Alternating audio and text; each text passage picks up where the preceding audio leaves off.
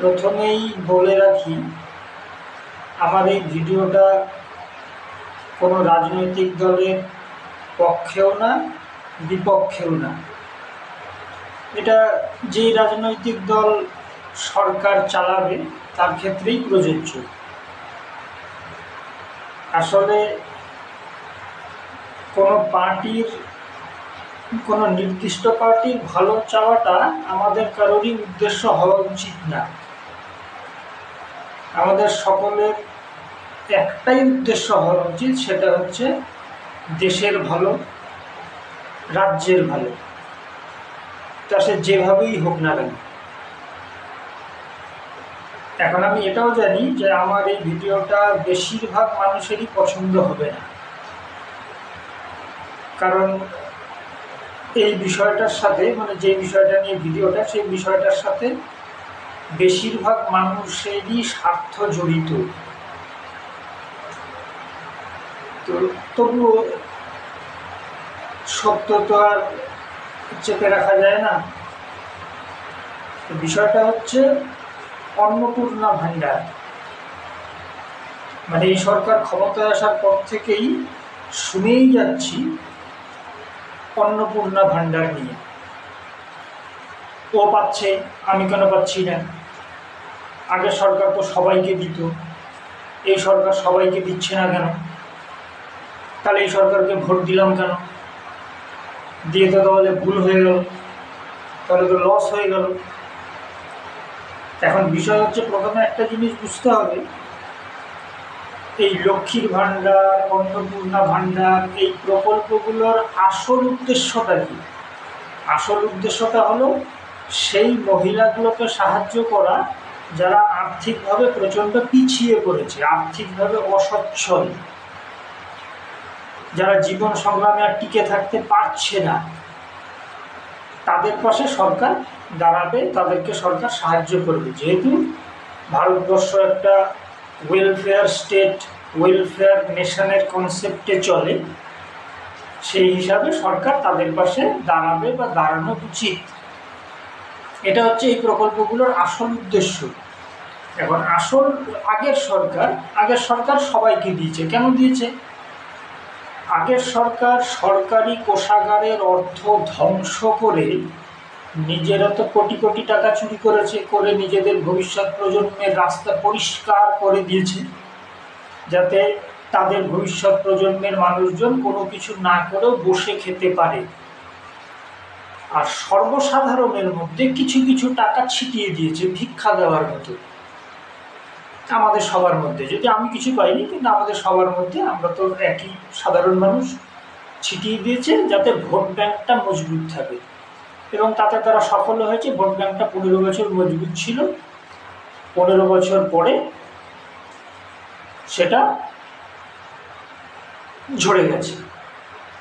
এখন এই সরকারি কোষাগারের অর্থটা কোথা থেকে আসে? সরকারি কোষাগারের অর্থটা আমাদের সকলের ট্যাক্সের টাকা ওখানে জমা হয়, সবার ট্যাক্সের টাকা ওখানে জমা হয়।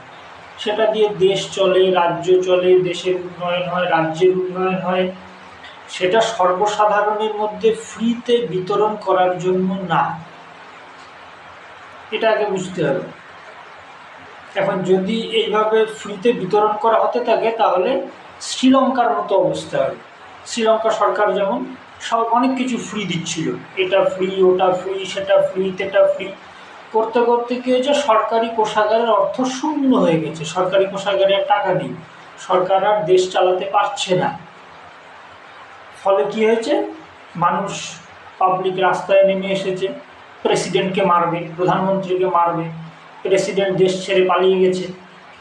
তখন ভারত সরকার এবং আরও কিছু সরকার আর্থিক সাহায্য দিয়ে শ্রীলঙ্কা সরকারকে টিকিয়ে রেখেছে। তো আপনারা কি চান, পশ্চিমবঙ্গের অবস্থাও তেমন হোক?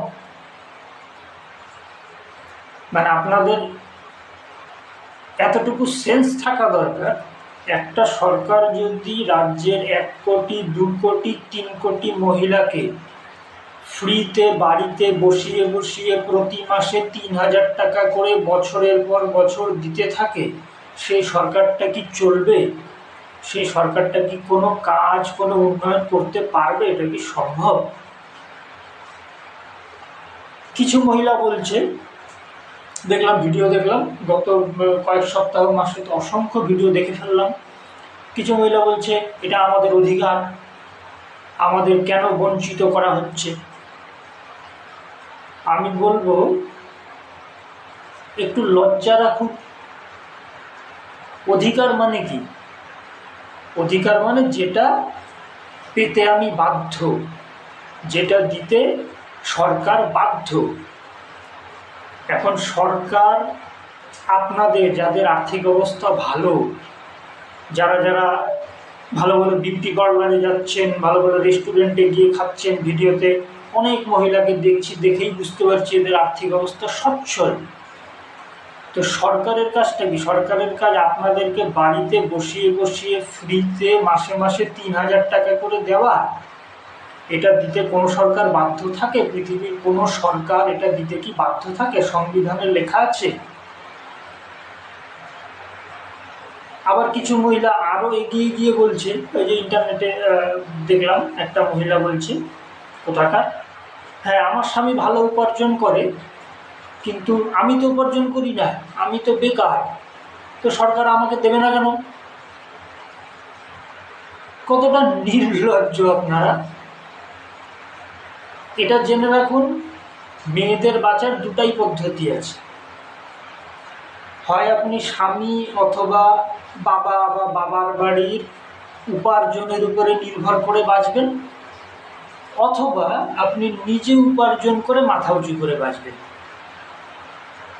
তাহলে যারা এই জাতীয় কথা বলছেন তার মানে তারা সরকারকে বলতে চাইছেন, দেখো সরকার, আমি স্বামীর উপার্জনের উপরে নির্ভর করেও বাঁচবো না, আবার আমি নিজেও উপার্জন করবো না। তুমি আমাকে বাড়িতে বসিয়ে বসিয়ে ফ্রিতে 3,000 টাকা করে দাও, না দিলে কিন্তু আমি আন্দোলন করব। ওই যে দেখলাম ওই মালদা না কোথাকার ভিডিও, সব মহিলারা মাটিতে বসে পড়েছে, বসে বলছে টাকা না দিলে উঠবো না। আর ওই পঞ্চায়েত প্রধান নাকি একজন এসে তাদেরকে বোঝাচ্ছে, আরে আপনারা বসে থাকলে তো এইভাবে টাকা পাবেন না, টাকা দেওয়া তো আমাদের হাতে নেই, আমরা কি করব। আবার আরেক জায়গায় দেখলাম ওই যে কোথাকার ভিডিও, কতগুলো মহিলা মিলে কোনো প্রশাসক বা কাকে জানি, পঞ্চায়েত প্রধান না কাকে, তার শাক ধরে টানাটানি করছে।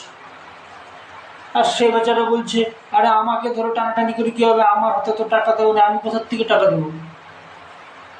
এইসব কি?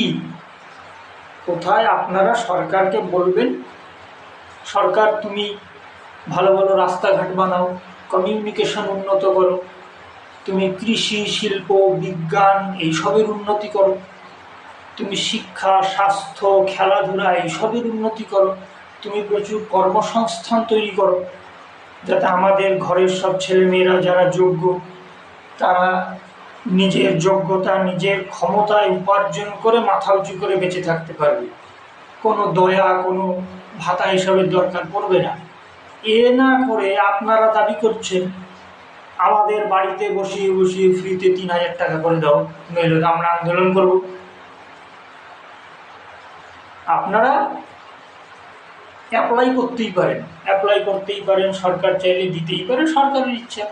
কিন্তু না পেলে আপনারা এইভাবে দাবি করতে পারেন না যাদের আর্থিক অবস্থা ভালো।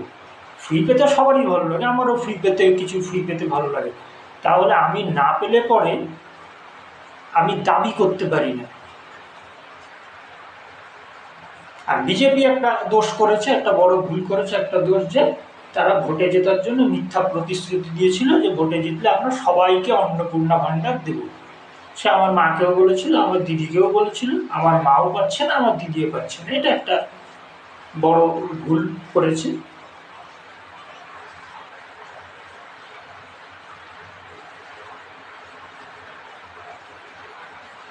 আমরা ছোটবেলায় নীতিকথার বইতে পড়েছিলাম, আমি বলছি না, নীতিকথার বইতে পড়েছিলাম, যখন তুমি কোনো পরিশ্রমের বিনিময়ে কিছু চাও তখন সেটাকে বলে শ্রমের মূল্য, মানে পারিশ্রমিক। কিন্তু যখন তুমি কোনো পরিশ্রম না করে কিছু চাও তখন সেটাকে বলে ভিক্ষাবৃত্তি। আর বেশি কিছু বলবো না। তা আপনারা চিন্তা করুন, আপনারা অধিকার বুঝুন, অধিকার কাকে বলে। এখন আমি এই ভিডিওটা করলাম বলে আমাকে চাইলে গালাগালি দিন, রাস্তায় বেরোলে পাথর মারুন, তাই বলে সত্যকে তো আর চেপে রাখা যায় না।